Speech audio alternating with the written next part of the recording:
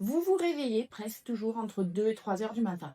Vous pensez que c'est dû à l'oreiller, au matelas, à votre mari qui bouge. Généralement, c'est pas ça. Je vous explique pourquoi et je vous donne 3 actions simples pour limiter ces réveils. À partir de 40 ans, les hormones féminines ne baissent pas d'un coup. Elles deviennent plutôt instables. Les oestrogènes et la progestérone montent, descendent parfois d'un jour à l'autre et c'est cette instabilité qui rend le sommeil beaucoup plus fragile.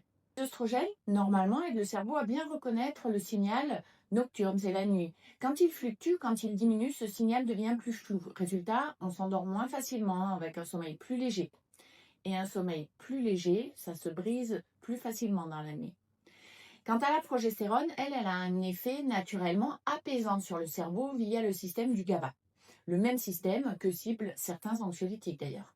Quand elle baisse, ce frein, cet apaisement fonctionne moins bien. Donc le cerveau va se réactiver au moindre stimulus, un bruit, une pensée, et hop, le micro-réveil devient un véritable réveil qui peut durer longtemps.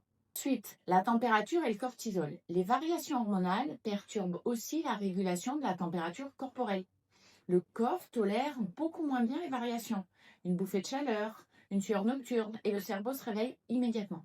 En plus, entre 2 et 3 heures du matin, le cortisol commence naturellement à remonter pour préparer l'éveil. Avec un sommeil qui est déjà fragile, cette hausse de cortisol suffit à vous sortir du sommeil. Bon, la bonne nouvelle, c'est qu'on peut reprendre le contrôle. Même si les hormones fluctuent, on peut arriver à stabiliser le sommeil. 3 actions concrètes, même heure de lever tous les jours, y compris et surtout le week-end. C'est vraiment ce qui recale le plus efficacement possible votre horloge biologique.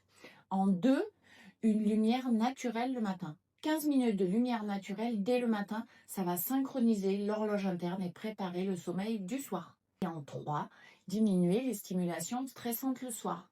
Les actualités anxiogènes, les mails professionnels, les réseaux sociaux trop stimulants, arrêtez de scroller.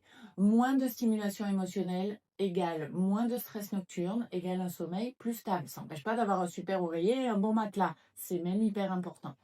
Testez ces 3 actions pendant 10 à 15 jours et dites-moi ce que ça change. Les changements sont progressifs mais ils sont bien réels. Commentaire, dites-moi ce qui perturbe le plus votre sommeil actuellement. Enregistrez le post et partagez-le à une femme qui se réveille la nuit. Abonnez-vous pour plus d'infos sur la santé de la femme.